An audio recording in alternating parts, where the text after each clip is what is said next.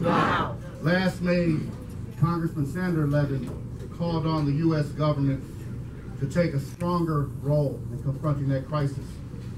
And I've been talking with Ahmad Hamad from the American Rights Council, Arnold Huskett. The U.S. isn't loud enough. We're not doing enough on humanitarian relief there. And when I return to Lansing on Monday, I'm going to talk to Paul and Lori to see if we can draft a resolution from the Michigan House of Representatives to call on the U.S. Congress and the U.S. government, the Secretary of State, and our President to do what's right.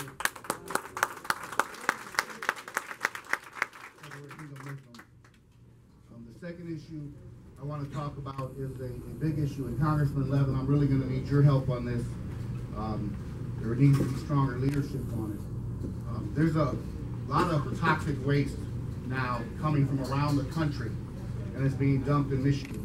Governor Rick Snyder signed a bill in lame duck on December 28th that will allow for a 10-fold increase in the amount of radioactive T-norm that can be brought into Michigan.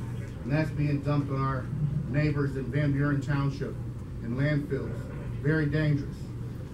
But not only are they bringing in T-norm, there's a company, U.S. Ecology, which has a plant on the Hamtramck-Detroit border that has a tank capacity of 60,000. And they're asking the state of Michigan to increase that tank capacity to 660,000 gallons. There's also another U.S. Ecology plant I've discovered in my district over by Midtown, 3 blocks from the Go Lightly School. And how much waste can we handle? Can we handle Pennsylvania's and Ohio's? And that's what our current policy is. In MDQ, they failed Flint, and they're now going to fail you. They're going to go forward with this approval of this 10-fold expansion without a plan to deal with toxic overflow in the Detroit River. They don't have a plan if one of these transporters tips over on I-94 or rolling down I-75.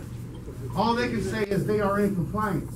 At one point, Governor Snyder said, it's okay to process T-norm because we are in compliance with the EPA.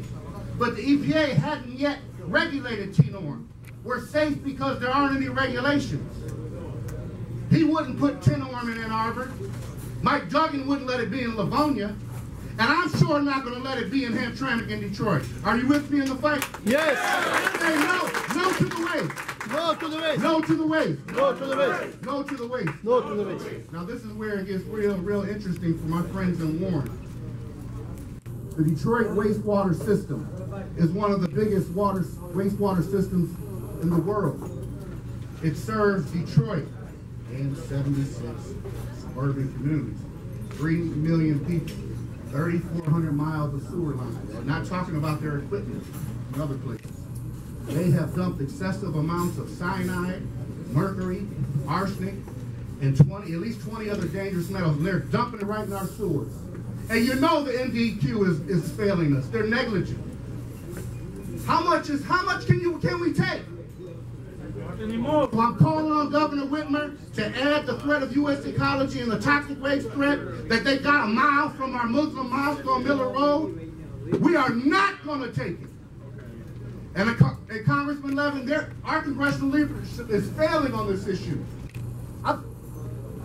Congressman Lawrence sent out a letter saying the company was doing a good job. They show up for the press conferences after Flint, after PFAS, but we need to get ahead of this issue. Very scary, very scary.